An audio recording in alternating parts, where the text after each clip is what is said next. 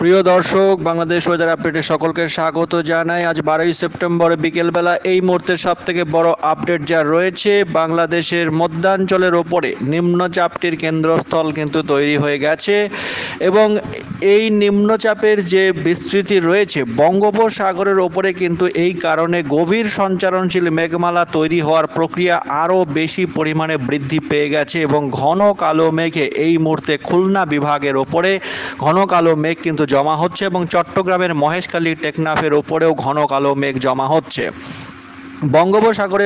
সাগরের ওপরে প্রবল যে ঘন সঞ্চারণশীল মেঘমালা কিন্তু তৈরি হচ্ছে এবং এই কারণে আগামী কয়েক ঘন্টায় প্রবল বৃষ্টিপাতের সম্ভাবনা রয়েছে।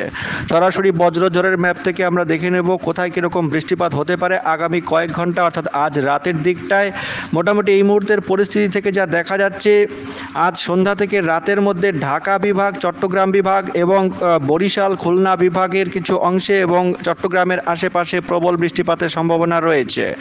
ঢাকা বিভাগের অর্থাৎ নিম্নচাপটি যে জায়গায় অবস্থান করছে তার আশেপাশে, অর্থাৎ নগরপুর, ধামরাই, দোহার, এদিকে ঢাকা, মুন্সিগঞ্জ, শিবচর, মাদারীপুর এইসব এলাকায় আজ সন্ধ্যা থেকে মোটামুটি 6টা থেকে রাত 9টার মধ্যে প্রবল বৃষ্টিপাত হওয়ার সম্ভাবনা রয়েছে।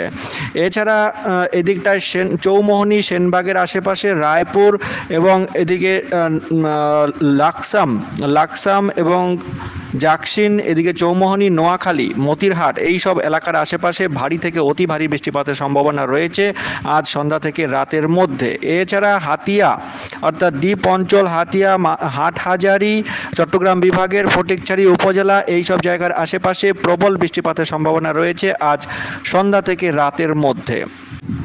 আজ মধ্যরাতের আশেপাশে যে এলাকাগুলিতে প্রবল বৃষ্টিপাত হবে নিম্নচাপের আশেপাশে, সেগুলি হচ্ছে পিরোজপুর, মাতবাড়িয়া, লালমোহন, বরিশাল, খুলনা, এদিকে লোহাগাড়া, মাদারীপুর, ফরিদপুরের আশেপাশে, ঢাকার আশেপাশে, নগরপুর, ময়মনসিংহ বিভাগের ময়মনসিংহ এবং তার লাগোয়া অঞ্চলগুলো এবং এদিকে নলিতবাড়ি, ফুলপুর, জলছত্র, ত্রিশল, কালীহাটি, ভালুকা, বনস্থলী, টাঙ্গাইল এই সব এলাকার উপরে ভারী থেকে অতি ভারী বৃষ্টিপাতের সম্ভাবনা রয়েছে আজ রাতের বেলা। এছাড়া চট্টগ্রাম বিভাগে প্রবল বৃষ্টিপাতের সম্ভাবনা থাকছে যথাক্রমে এদিকে চট্টগ্রাম, চকরিয়া, এই দিকটায় থানচি, রোয়ানছড়ি এবং লাংডু এবং এদিকে টেকনাফ, মহেশখালী এই সব এলাকায় ভারী বৃষ্টিপাতের সম্ভাবনা রয়েছে। বেলাইছড়ি, রাজস্থলী এই দিকের এই এলাকাগুলিতেও কিন্তু ভারী বৃষ্টিপাতের সম্ভাবনা রয়েছে।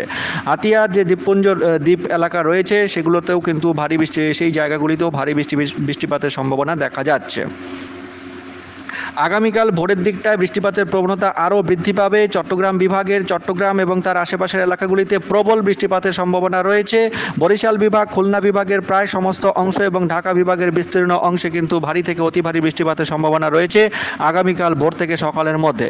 আগামীকাল মোটামুটি ভোর থেকে সকালের মধ্যে বৃষ্টিপাতের এই যে চলমান প্রবণতা সেটি কিন্তু থাকবে। এই চট্টগ্রাম বিভাগের চট্টগ্রাম এবং তার আশেপাশের এলাকাগুলি অর্থাৎ মহেশখালী, রোয়ানছড়ি, থানচি, এই দিকটায় চাকারিয়া, সাতকানিয়া এবং এদিকে কুতুবদিয়া, মহেশখালী, টেকনাফ এইসব এলাকা এবং বরিশাল বিভাগ ও খুলনা বিভাগের মাতবাড়িয়া, মংলা, জিয়ানগর, বাগেরহাট, খুলনা, অভয়নগর, যশোর, শ্রীকান্তপুর, সাতক্ষীরা এবং শ্যামনগর, সুন্দরবন এলাকা এই সব এলাকায় কিন্তু ভারী থেকে অতি ভারী বৃষ্টিপাতের সম্ভাবনা রয়েছে আগামীকাল রাত থেকে ভোরের মধ্যে। আগামীকাল ভোর থেকে সকালের মধ্যে যদি দেখা যায় বৃষ্টিপাতের প্রবণতা একই রকম থাকবে। প্রবল বৃষ্টিপাত এই এলাকাগুলিতে চলতে থাকবে। তার সঙ্গে যুক্ত হবে রংপুর বিভাগের রংপুর এবং পীরগঞ্জ পৌরসভা এবং তার আশেপাশের এলাকাগুলিতেও কিন্তু বৃষ্টিপাত যথেষ্ট বৃদ্ধি পাবে। রংপুর, এদিকে চররাজীবপুর, ঘোড়াঘাট এবং পীরগঞ্জ, এদিকে বিরামপুর এই এলাকাগুলিতেও ভারী বৃষ্টিপাতের সম্ভাবনা রয়েছে আগামীকাল সকাল থেকে, মোটামুটি সকাল থেকে 10টার মধ্যে। আগামীকাল দুপুরের দিকটাতেও 10টা থেকে 12টার মধ্যে চট্টগ্রাম বিভাগে প্রবল বৃষ্টিপাত চলতে থাকবে, সঙ্গে খুলনা এবং বরিশাল বিভাগের কিছু অংশে হালকা মাঝারি বৃষ্টিপাত হওয়ার সম্ভাবনা রয়েছে। আগামীকাল বৃষ্টিপাত দিনের বেলা বিকেল থেকে মোটামুটি সন্ধ্যার মধ্যে ঢাকা, ময়মনসিংহ, খুলনা, বরিশাল বিভাগে প্রবল বৃষ্টিপাত থাকতে পারে। আগামীকাল এই বৃষ্টিপাতের যে প্রবণতা সেটি বজায় থাকবে এবং আগামী 14 তারিখ পর্যন্ত এই বৃষ্টিপাতের চলমান প্রবণতা থাকবে। ততক্ষণে নিম্নচাপটি যেটি তৈরি হবে তার শক্তি বৃদ্ধি পেলেও সেটি বাংলাদেশ থেকে অতিক্রম করে পশ্চিমবঙ্গের দিকে অগ্রসর হবে। তবে 15 তারিখ পর্যন্ত বৃষ্টিপাতের এই প্রবণতা কিন্তু সারা দেশ জুড়ে বজায় থাকবে। বৃষ্টিপাতের এই প্রবণতা আগামী 15 তারিখের পর ধীরে ধীরে কমতে থাকবে এবং মৌসুমি বায়ু ধীরে ধীরে দেশ থেকে বিদায় নেবে বলে মনে হচ্ছে।